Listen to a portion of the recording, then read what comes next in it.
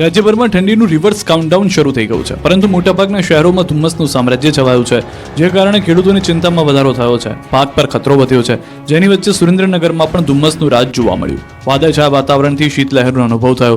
ધુમ્મસને કારણે વિઝિબિલિટી ઘટતા વાહન ચાલકો પરેશાન થયા, તો ખેડૂતોને શિયાળુ પાકને પણ નુકસાની જવાની શક્યતાઓ સેવાઈ. સુરેન્દ્રનગર જેવા દ્રશ્યો સામે આવ્યા મહેસાણાથી. વહેલી સવારથી મોઢેરા મહેસાણા રોડ પર ધુમ્મસ જોવા મળતા વિઝિબિલિટી ઘટી. ધુમ્મસના કારણે વાહન ચાલકોને મુશ્કેલી પડી. આ તરફ સૌરાષ્ટ્રના પાટનગર, રાજકોટના ઉપલેટા, ધોરાજી પંથકમાં પણ સવારમાં છવાઈ ધુમ્મસની ચાદર. ભારે ધુમ્મસને કારણે ચણા, જીરું, ડુંગળી, ઘઉં, ધાણા સહિતના રવિ પાકને નુકસાનની ભીતિ સેવાઈ છે. સતત 3 દિવસથી જેતપુર, ધોરાજી, ઉપલેટા વાતાવરણમાં પલટો આવતા ઘઉં, ડુંગળી, જીરું સહિત વિવિધ પાક પર ખતરો વધ્યો છે. વડોદરા શહેરમાં વગર વરસાદે 4 ફૂટ પહોળો અને 3 ફૂટ ઊંડો ભૂવો પડ્યો.